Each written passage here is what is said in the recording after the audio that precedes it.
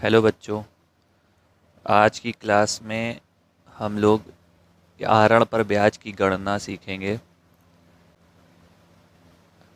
Last class तक हम लोगों ने इंटरेस्ट ऑन कैपिटल मतलब पूंजी पर ब्याज की गणना सीखी और उससे उसके जो कुछ स्पेशल नियम थे उनको सीखा।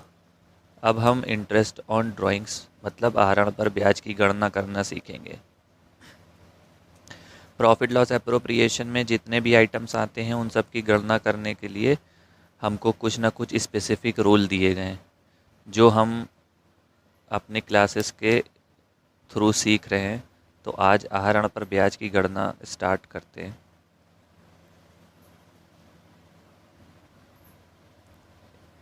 इंटरेस्ट ऑन ड्राइंग्स, आहरण पर ब्याज। ठीक है। आहरण किसे कहते हैं? साझेदार, साझेदारों द्वारा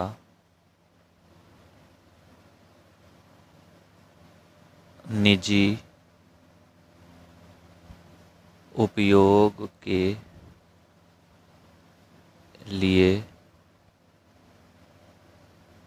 निकाली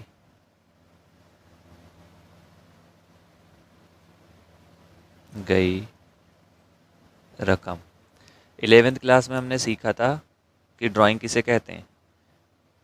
वो अमाउंट जो बिजनेसमैन बिजनेस से विड्रॉ कर लेता है मतलब निकाल लेता है उसको आहरण कहते हैं। यहाँ पर क्या है? साझेदार बिजनेसमैन है और जो बिजनेस है वो साझेदारों की फर्म है। तो साझेदारों ने कैपिटल के रूप में अपना पैसा लगाया था बिजनेस में और जब उस पैसे को अपने निजी प्रयोग के लिए वो निकालेंगे तो वो मेरा कहलाएगा क्या? आहरण। अब आहरण पर जो ब्याज होगा वो साझेदारों को नहीं मिलेगा, वो साझेदारों को पे करना पड़ेगा। मतलब पार्टनर विल पे, किसे करेंगे? फर्म को पे करेंगे। क्या? Interest on drawings. ठीक है। अब देखिए फॉर्मूला वैसे ही है जैसे इंटरेस्ट ऑन कैपिटल पे था। मतलब फॉर्मूला हम लिखेंगे amount of drawings into rate by 100 into time by 12। Same formula था, बस यहाँ पे क्या है? ड्राइंग लिखी हुई है, वहाँ पे क्या लिखा हुआ था? कैपिटल लिखा हुआ था। ठीक है। अब इसमें कुछ फिक्स फॉर्मूले बनाए गए हैं। फिक्स फॉर्मूले का मतलब अगर कोई साझेदार एक सेम अमाउंट एक सेम डेट पर पूरे साल तक विड्रॉ करता है उस कंडीशन में क्या होगा? ठीक है। तो उस चीज़ को हम सीखते हैं। जैसे मान लेते हैं कि ए हर महीने की, यहाँ पे ए अपनी फर्म से हर माह की पहली तारीख को 1,000 रुपये आहरण करता है तथा बी हर माह की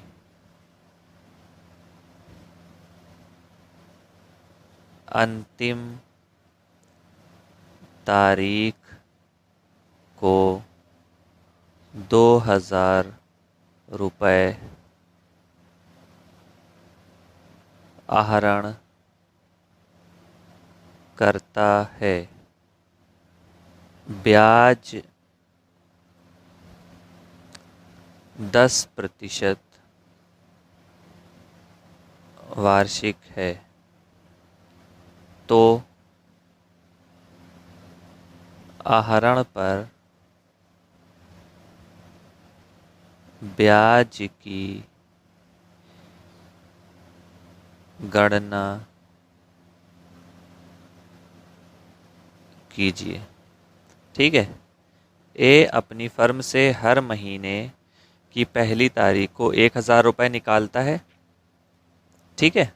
और जो बी है वो हर महीने की लास्ट डेट पे 2,000 रुपये निकालता है। ठीक। अब यहाँ पे अगर हम देखें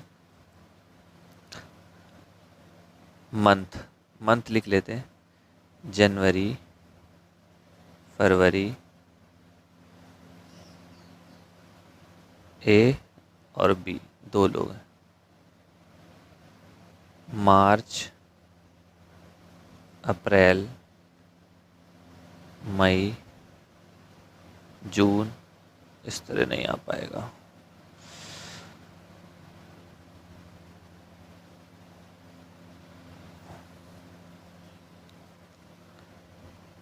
जनवरी, फरवरी, मार्च, अप्रैल, मई, जून, जुलाई, अगस्त, सितंबर, अक्टूबर, नवंबर, दिसंबर। ठीक है। और एक ए के लिए और एक बी के लिए। अब ए ने अपनी फर्म से हर माह की पहली तारीख को 1,000 रुपये निकाला। मतलब ए ने जनवरी में 1,000 रुपये निकाला, फरवरी में, मार्च में, अप्रैल में, मई में, जून में, जुलाई में, अगस्त में, सितंबर में, अक्टूबर में, नवंबर में, दिसंबर में। ठीक है। लेकिन बी का क्या हुआ? बी का क्या हुआ? बी ने जनवरी में पैसा निकाला, लेकिन कब? अंतिम तारीख को। अंतिम का मतलब जनवरी के एंड में और फरवरी के स्टार्ट में। मतलब अगर 31 जनवरी को बी पैसा निकालता है तो इसका मतलब जनवरी में उसने पैसा नहीं निकाला। क्यों? क्योंकि पूरा महीना तो निकल गया तब उसने पैसा निकाला। तो इसने कब निकाला? मार्च। इसी तरह ये निकालता गया। ठीक है। बात समझ में आ रही है? तो अब इसने कितनी बार पैसा निकाला? 12 बार। इसने कितनी बार पैसा निकाला? 11 बार। ठीक है। ये डिफरेंस आ रहा है। तो अब अगर हम इंटरेस्ट कैलकुलेट करना चाहें तो इनके ऊपर अलग अलग करें। 10/100 गुणे 12/100। ठीक है। यहाँ पे फरवरी में 1,000 गुणे 10/100 गुणे 11/12, सॉरी 12 टाइम बटे। इसी तरह हर महीने का करना पड़ेगा हमको। तो क्या होगा? कैलकुलेशन लॉन्ग हो जाएगा। इस वजह से एक फॉर्मूला हमको बताया गया। हर सिचुएशन के लिए एक फॉर्मूला। पहली सिचुएशन, यदि साझेदार प्रत्येक माह की पहली तारीख को एक निश्चित राशि आहरण करता है, तो कौन सा फॉर्मूला लगेगा? Amount of drawings into rate by 100 into 6.5/12, ये 6.5 ये कब लगेगा? जब हर माह की पहली तारीख को करता है।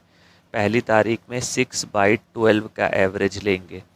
तो हमारा जो एग्ज़ाम्पल है उसमें ए क्या कर रहा है, हर महीने की पहली तारीख को 1000 निकाल रहा है। तो 1000 हर महीने के हिसाब से 12 महीने का हो गया 12000 इंटू रेट कितना है 10/100 गुड़े 6.5/12। अब हम इसको कैलकुलेट कर देंगे। तो 12000 का 10% हो गया 1200 और उसका 6.5/12 हमको करना है। ठीक है, तो ये मेरा आ जाएगा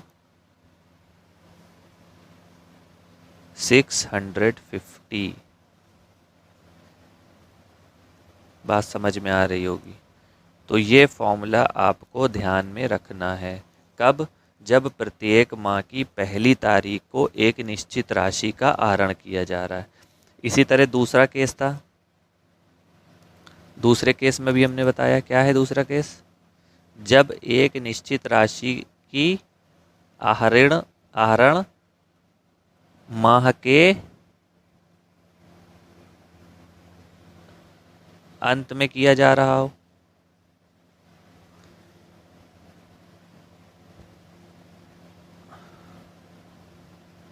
ठीक है, पहली तारीख को नहीं किया जाएगा, अब अंतिम तारीख को किया जाएगा। अंतिम तारीख को किया जाएगा। तब क्या होगा? तब अंतिम तारीख में कौन था हमारा? बी था। बी 2000 रुपये कर रहा था। तो 2000 के लिए यहाँ पे इसका फॉर्मूला देखिए, amount of drawings into rate by 100 into 5.5/12। 5.5/12। जब अंतिम तारीख है तो 5/5/12। जब पहली तारीख है तो 6.5/12। अब अमाउंट ऑफ ड्राइंग कितना था? 2000 हर माह की अंतिम तारीख को इंटू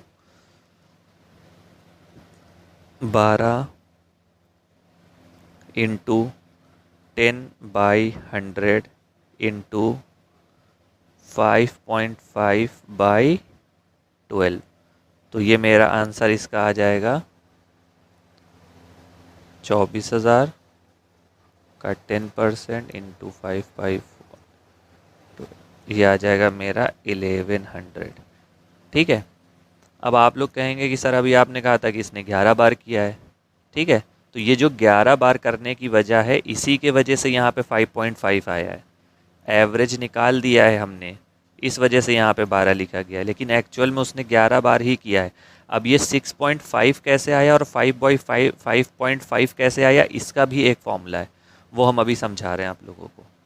ठीक है, तो हमारा जो शुरू से एक बार देख लेते हैं। हमारा जो फॉर्मूला था सिंपल था, क्या था? Amount of drawings into rate by 100 into time by 12। जैसे इंटरेस्ट ऑन कैपिटल निकालने का फॉर्मूला था, एज इट इज़ ड्राइंग निकालने का फॉर्मूला है। बस यहाँ पे फ़र्क क्या आ रहा है, इस यहाँ पे केस बन रहे हैं। कैसे केस बन रहे हैं? अगर एक पार्टनर है, अगर एक पार्टनर हमारा एक निश्चित धनराशि, मतलब निश्चित धनराशि का मतलब एक फिक्स अमाउंट 1000, 2000, 3000 और एक निश्चित डेट पर, निश्चित अमाउंट निश्चित डेट पर निकालता है, तो उसके लिए फॉर्मूले फिक्स कर दिए पहले से, ताकि कैलकुलेशन लंबी ना हो अलग अलग करने की वजह से। तो अगर एक फिक्स अमाउंट 1000 का अमाउंट, हमारे जो एग्जांपल है उसमें 1000 का अमाउंट महीने की पहली तारीख को निकाल दिया जाता है, तो वहाँ पे 6.5 वाला फॉर्मूला रहेगा। पहले वाला फॉर्मूला तो सेम है, amount of drawing into rate by 100, ये तो हर जगह नॉर्मल सी जगह पे भी होता है। बस जो पहली तारीख है उसकी वजह से यहाँ पे क्या आ गया, 6.5 आ गया, और 12 नीचे हमेशा आता है। इसी तरह अंतिम तारीख है तो 5/5 आ गया। ठीक है, तो ये केस 2 हो गए। केस नंबर 3, केस नंबर 3, पहली तारीख हो गई, अंतिम तारीख हो गई।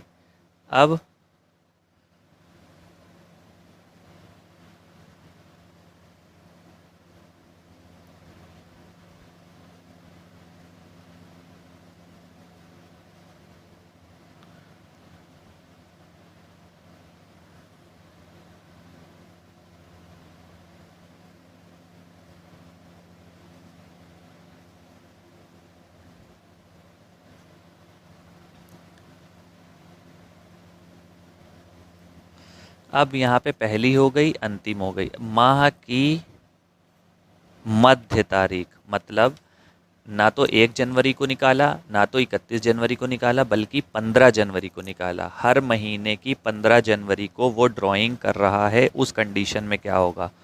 फिर से फॉर्मूला देखिए, amount of drawings into amount of drawings into rate by 100 into 6/12। जब ये 6, तो अब एक बार देख लीजिए, पहली तारीख है तो 6.5/12, बीच की तारीख है तो 5.5/12, सॉरी बीच की तारीख है तो 6/12, और अंतिम तारीख है तो 5.5/12। ये फिक्स्ड है, ठीक है। अब ऐसा क्यों होता है? ये जो 5.5 है, 6.5 है, 6/12 है, ये क्यों होता है? तो इसके लिए एक चीज़, एक लॉजिक, एक फॉर्मूला, जिसको हम बोलेंगे मास्टर फॉर्मूला। मास्टर फॉर्मूला, ठीक है, जिससे आप किसी भी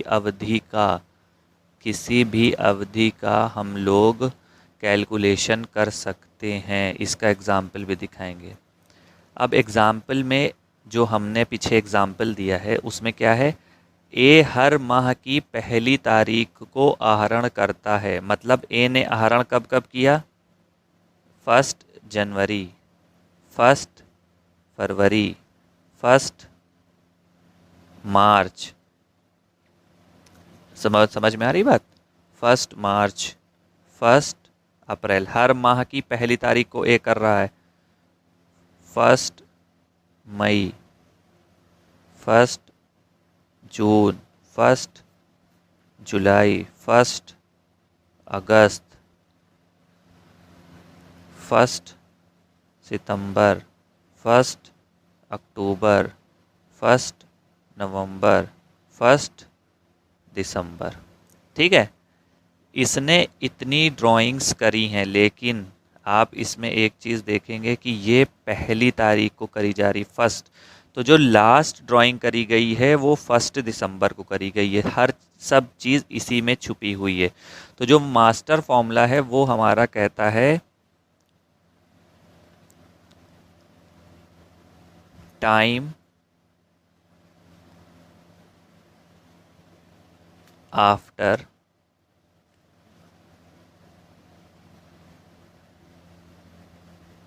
फर्स्ट ड्राइंग प्लस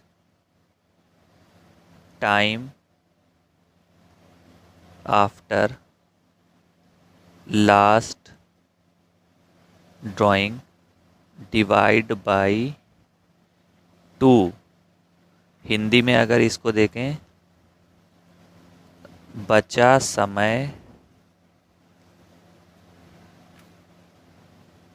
पहले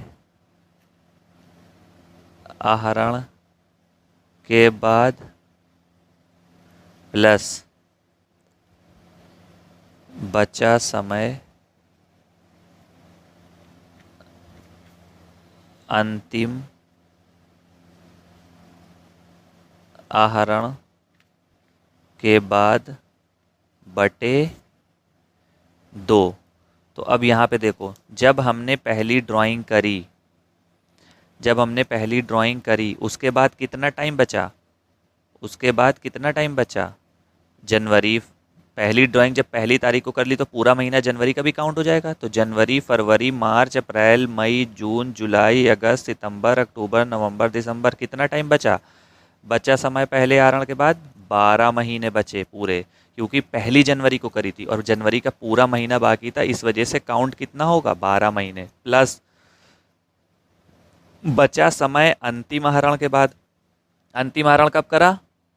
1 दिसंबर। तो इसका मतलब अंतिम आहरण जब मेरा 1 दिसंबर को हो गया तो पूरा का पूरा दिसंबर तो बच गया 1 से लेकर 31 तक, तो पूरा समय कितना बच गया? 1 महीने का अंतिम आहरण के बाद, और बटे 2, तो ये कितना आ गया? 13/2 बराबर 6.5। ये 6.5 पहले वाले फॉर्मूले में मेरा यूज़ हो रहा है। बात समझने की कोशिश करिए। ये मेरा मास्टर फॉर्मूला है क्या निकालने का? जो हमने समय निकाले हैं 6.5, 5 सॉरी 6.5, 5.5 और 6 जो टाइम निकाला है वो निकालने का ये फॉर्मूला है।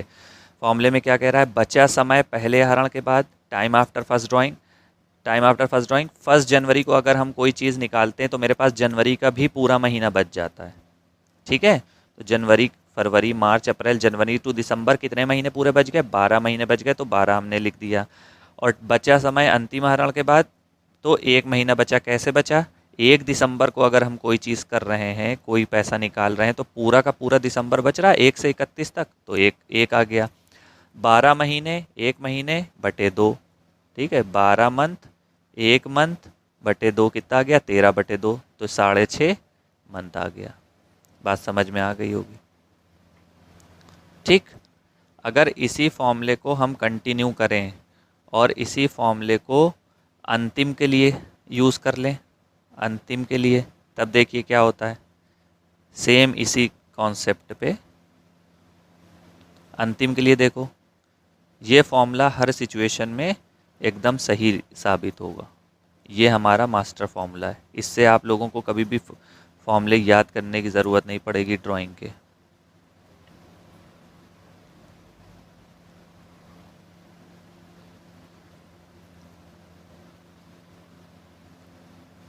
ठीक है, पहली ड्राइंग हमने करी 31 जनवरी, दूसरी 28 फरवरी, 31, फिर उसके बाद 30 अप्रैल, 31 मई, 30 जून, 31 जुलाई, 31 अगस्त, 30 सितंबर, 31 अक्टूबर, 30 नवंबर, 31 दिसंबर। तो हमारा फॉर्मूला था बचा समय पहले आहरण के बाद प्लस बचा समय आखिरी आहरण के बाद बटे 2, ये मेरा फॉर्मूला था।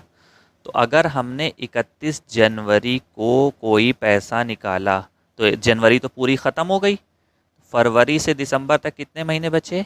11 महीने बचे मेरे। उसके बाद अगर हमने कोई पैसा 31 दिसंबर को निकाला तो अब दिसंबर में भी कितने दिन बचे? एक भी दिन नहीं बचा, तो यहाँ पे कितना आ गया? 0 मंथ। अब हम क्या करेंगे? इसका एवरेज 11/2 कितना आ जाएगा? 5.5। ठीक है, कोई प्रॉब्लम? कोई प्रॉब्लम नहीं। बात समझ में आ गई होगी आप लोगों के, हमें लग रहा है। कैसे फॉर्मूला कैलकुलेट किया जा रहा है, इसी तरह मध्य अवधि वाला करेंगे। ठीक है तो आप लोगों को एक क्वेश्चन होमवर्क में देंगे। 3 फॉर्मूले हमने आप लोगों को लिखा दिए हैं, अंतिम का, प्रारंभ का और मध्य का। तीनों से रिलेटेड क्वेश्चन दे देंगे। बाकी नेक्स्ट चैप्टर में आप लोगों को एक और मेथड है, प्रोडक्ट मेथड, वो समझाने के बाद इंटरेस्ट ऑन ड्राइंग का टॉपिक ओवर हो जाएगा। इसमें बस इतना सा ही है। ठीक है, ओके, थैंक यू।